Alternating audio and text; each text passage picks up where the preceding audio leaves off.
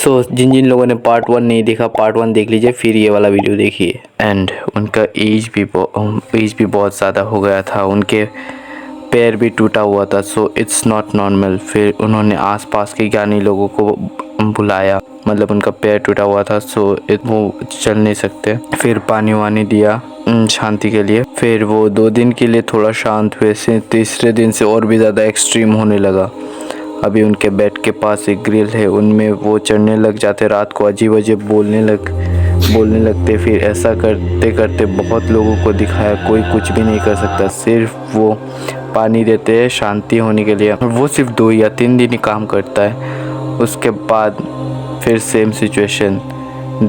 दिन ब दिन ये बहुत ज़्यादा एक्सट्रीम होने लगा। वो रूम में बेड में ज़ोर ज़ोर से पैर मारते थे। उनका पैर टूटा हुआ था, जो पैर टूटा हुआ था उससे इतना ज़ोर से मार सकते थे कि कोई आसपास के घर वाले जग जाए, इतने ज़ोर से मारते थे। उनका हाथ पैर बांध के रखते थे, फिर भी वो पता नहीं कैसे छुड़ा लेते थे अपना हाथ। अगर किसी का हाथ पैर बांध के रखो तो कैसे खुल जाता है वो किसी को पता ही नहीं है। रात को मतलब जब हम छोड़ के चले जाते हैं, फिर आके देखते खुला हुआ है, वो मार रहे ऐसे, मतलब आउट ऑफ सेंस। देन ये सब चलता रहा। रूम में टॉयलेट का स्मेल बहुत करता था उस टाइम। सो मैं और मेरी ग्रैंडमदर किचन में शिफ्ट हो गए, मतलब उनके रूम के पास ही हमारा किचन है, उधर हम लोग सोने लगे। तो हमारा उधर बेड शिफ्ट हुआ और ये सब हमारे लिए नॉर्मल हो गया था, क्योंकि एक चीज़ अगर तुम्हारे घर पे कुछ ज़्यादा टाइम से हो रहा हो तो वो नॉर्मली हो जाता है। और उनके एक दिन आफ्टरनून में ऐसे वो बिस्तर से किसी काम के लिए उतरे, उनका मतलब नीचे पता नहीं कैसे गिर गई, कोई रूम में नहीं था। फिर मेरे को बुलाते,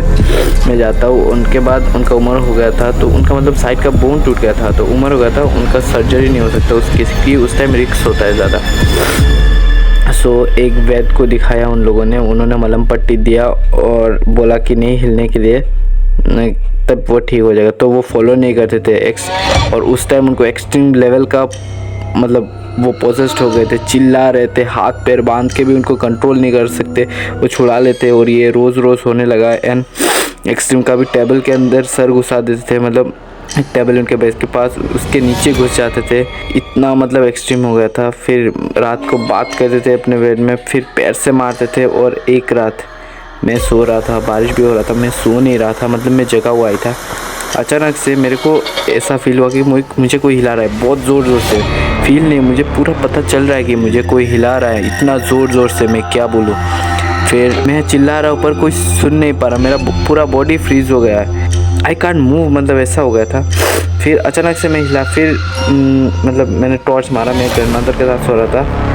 फिर मैंने मेरे दादी को बोला उस टाइम, और मैं उसके बाद 2 मिनट बाद ही जब मेरा ये सब ख़त्म हुआ, मेरे ग्रैंडफादर के रूम से आवाज़ आता है, छोड़ दो, अभी गया था, अभी मत करो प्लीज़, छोड़ दो मुझे, ऐसे चिल्ला रहे थे। और फिर मेरे अंकल गए, अंकल जाके